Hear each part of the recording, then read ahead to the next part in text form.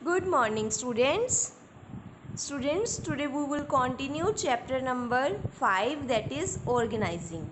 And in this chapter, today we discuss point number 5.2, that is steps in organizing process. कि कौन कौन से organising के step हैं उनको हम वन बाय वन डिस्कस करेंगे। आपने ये स्टेप सारे ही लाइन वाइज लिखने हैं, कोई आप इसको शफल मतलब उल्ट पुलट नहीं कर सकते।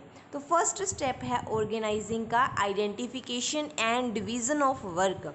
ऑर्गेनाइजिंग प्रोसेस का पहला स्टेप है आइडेंटिफाई करना, टोटल वर्क को एनालिसिस करना और सारे टोटल वर्क को अलग अलग ग्रुप्स में डिवाइड करना। The organizing function begins with the division of total work. सबसे पहले हम काम को छोटे छोटे हिस्सों में बांटते हैं। Each unit of total work is called a job. तो सारे पार्ट्स को हम क्या बोलते हैं? जॉब। मान लो प्रोडक्शन का काम है, ठीक है, प्रोडक्शन एक हेड है कि प्रोडक्शन करनी है, बट उसको हम स्मॉलर पार्ट्स में डिवाइड करते हैं कि एक जना रॉ मटेरियल का ध्यान रखेगा, एक जना उसको पैकिंग का ध्यान रखेगा, एक जना उसकी लेबलिंग का ध्यान रखेगा, एक जना क्वालिटी की ध्यान रखेगा। तो each part of work is called a job. तो सारे वर्क को अलग अलग को क्या बोलते हैं? Job. Every person is assigned a particular job. तो पैकिंग का काम एक पर्सन का, लेबलिंग का काम एक पर्सन का, क्वालिटी का काम एक पर्सन का। तो ऐसे क्या होता है, सारे काम को ग्रुप्स में बांट के फिर अलग अलग पर्सन्स को काम दे दिया जाता है। Okay, now second point is departmentalisation. After classifying various activities, जब हमने सारे काम को अलग अलग कैटेगरीज में डिवाइड कर दिया तो सेम टाइप का काम हम एक ग्रुप को दे देते हैं। जैसे प्रोडक्शन का काम, ये सारा हम एक ग्रुप को दे देंगे, ये तुम्हारा काम है, ये तुम्ही ने सभी ने मिलके, ये 10 जन का ग्रुप है तो ये सभी तुम 10 मेंबर्स ने मिलके प्रोडक्शन का काम पूरा करना है। तो सेकंड पॉइंट क्या हुआ? डिपार्टमेंटलाइजेशन के सभी डिपार्टमेंट हम अलग अलग बना देते हैं। प्रोडक्शन का डिपार्टमेंट बना दिया और एक डिपार्टमेंट हमने सेल का बना दिया, फाइनेंस का बना दिया, मार्केटिंग का बना दिया। तो ये होता है departmentalization. Similar activities are grouped together. जो सेम टाइप है उनको एक ग्रुप में किया जाता है और उनको अदर डिपार्टमेंट्स को सौंप दिया जाता है। Third is assignment of duties. सभी पार्टनर्स की, सभी मेंबर्स की ड्यूटीज़ को फाइनलाइज किया जाता है कि ये तुम्हारा काम है, तुम्ही नहीं करना है। After dividing the activities into different departments, the next step will be appoint suitable persons. जब सारे काम को बांट लिया तो हम suitable persons को appoint करते हैं ताकि वो सही काम अपने अकॉर्डिंग कर सके। The person should be assigned jobs as per skill and qualification. तो उनकी स्किल चेक की जाती है, उनकी क्वालिफिकेशन चेक की जाती है, फिर उनको वर्क असाइन कर दिया जाता है। Fourth point, establishing relationship. हम रिलेशन क्रिएट करते हैं। जैसे ए पर्सन बॉस है बी का, बी पर्सन बॉस है सी का, तो उन सभी को अपने बॉस से इंट्रोड्यूस करवाया जाता है कि तुमने अपना काम कंप्लीट करके इसको देना है, तुमने इसको देना है। तो वो है रिलेशनशिप को क्रिएट करना। तो ये 4 स्टेप हैं, तो आपने ये चारों स्टेप अच्छे से लर्न करने हैं। Okay, next topic is principles of organization. Organization के बहुत सारे सिद्धांत हैं जिनको फॉलो करना पड़ता है। फर्स्ट प्रिंसिपल है principle of objective. The enterprise should set up certain aims. सभी एंटरप्राइजेस के क्या होते हैं? गोल्स होते हैं। A common goals is so diversity of the business as a whole and the organization is set up achieve that goal. सभी members का एक कॉमन गोल होना चाहिए, सभी मेंबर्स काम करें उस कॉमन गोल को अचीव करने के लिए। In the absence of a common aim, अगर सभी का एक मोटिव नहीं है तो एक पर्सन कुछ करेगा, एक पर्सन कुछ करेगा, तो हम कभी भी सक्सेसफुल नहीं हो सकते। तो ये ऑर्गेनाइजेशन का प्रिंसिपल है कि ऑब्जेक्टिव होना बहुत ज़रूरी है। सेकेंड है प्रिंसिपल ऑफ स्पेशलाइजेशन। ऑर्गेनाइजेशन का ये भी रूल है कि स्पेशलाइजेशन होनी चाहिए। मीन्स जिस पर्सन को जो वर्क अच्छे से आता है उसको वही काम दो, उसकी स्किल नॉलेज पहले चेक करो, फिर उसको वही काम दो। तो दैट इज स्पेशलाइजेशन। जिस काम में वो स्पेशल है उसको वही वर्क देना। Fourth point, principle of coordination. सभी डिपार्टमेंट्स के अंदर कोऑर्डिनेशन होना बहुत ज़रूरी है। प्रोडक्शन का, सेल का, फाइनेंस का, मार्केटिंग का। ऐसे ना हो कि सारे अलग अलग काम कर रहे हो, नहीं, सभी के बीच कोऑर्डिनेशन होना बहुत ज़रूरी है। Fourth point, principle of authority and responsibility. Authority होना ज़रूरी है, रिस्पॉन्सिबिलिटी भी होनी ज़रूरी है। ऐसे ना हो कि किसी को रिस्पॉन्सिबिलिटी दे दी, अथॉरिटी नहीं दी, तब बिजनेस कभी भी सक्सेसफुल नहीं हो सकता। Fifth point, principle of definition. Definition means हर एक को अपनी पावर पता होनी चाहिए, हर एक को अपना स्टेटस पता हो कि मेरा ये बॉस है, मेरे अंडर ये वर्कर काम कर रहे हैं। फिर six point, span of control.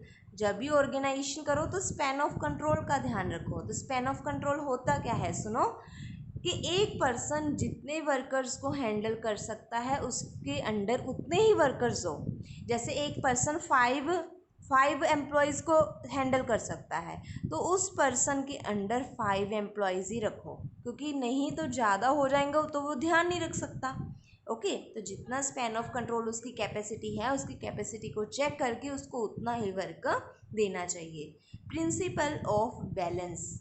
ऐसे ना हो एक वर्कर को ज़्यादा काम, दूसरे को कम, तो जितनी उसकी कैपेसिटी है, जितना मतलब बैलेंस होना चाहिए, किसी पे ओवरबर्डन नहीं होना चाहिए। The principle means that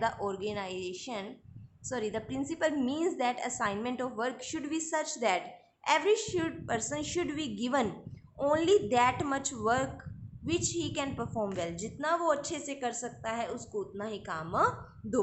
principle of continuity, लगातार काम चले, गैप पीरियड उसमें नहीं होना चाहिए। Ninth point, principle of uniformity. The organization should provide for the distribution of work in such a manner that uniformity is maintained.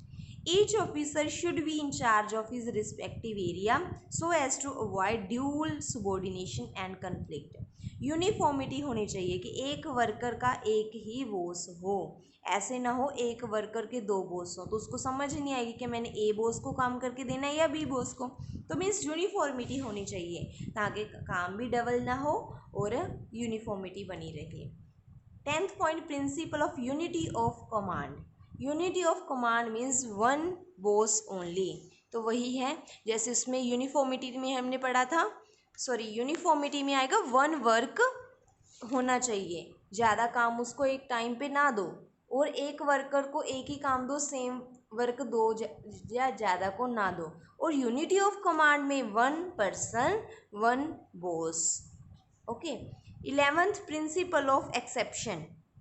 The principle states that top management should interfere only when something goes wrong। तो इस principal का मतलब है कि जो owner है या top management है वो तभी इंटरफेयर करे जब उसको लगता है कि वर्कर्स काम गलत कर रहे हैं या मैनेजर काम गलत कर रहा है।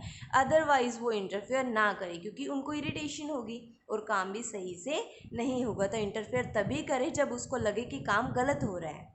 12th, principle of simplicity. सारे अथॉरिटी, रिस्पॉन्सिबिलिटी, पोजीशन सबको सिंपली क्लियर होनी चाहिए ताकि वर्क की डुप्लीकेशन और ओवरलैपिंग ना हो। 13th, principle of efficiency. The organization should be able to achieve enterprise objectives of a minimum cost. Efficiency का मतलब ही क्या होता है, कम से कम खर्चा और काम ज़्यादा से ज़्यादा। तो इस चीज़ का हमें ध्यान रखना चाहिए जब भी हम ऑर्गेनाइजिंग कर रहे हैं। 14th पॉइंट है scalar principle. This principle refers to the vertical placement of supervisor starting from top and going to the lower level. The scalar chain is a prerequisite of effective and efficient organization।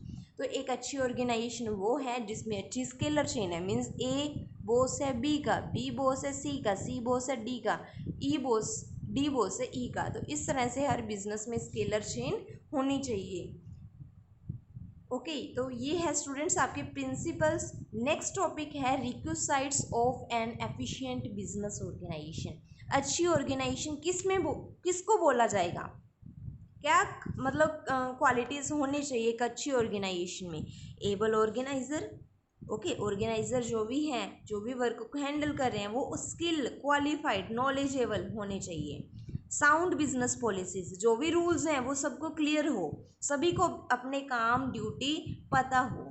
Third, proper supervisor और control. Top management time to time उनको control करे, उनको check करे, वही business successful है। Proper coordination और cooperation. Coordination कौन करता है? मैनेजमेंट। कोऑपरेशन कौन करती है? वर्कर्स। तो सभी की कोऑपरेशन का होना नेसेसरी है। Efficient personnel organisation. पर्सोनल का मतलब होता है जो वर्कर्स काम कर रहे हैं, तो वो एफिशिएंट होना चाहिए। जब भी उनको अपॉइंट करो, जब भी उनको जॉब पे रखो, उनकी अच्छी रिक्रूटमेंट करो, उनको अच्छी ट्रेनिंग दो, उनको अच्छी जॉब इवैल्यूएशन दो, उनकी प्रमोशन करो, तो ये ध्यान में हमें रखना चाहिए। 6 कैपेसिटी ऑफ बिजनेस एक्सपेंशन।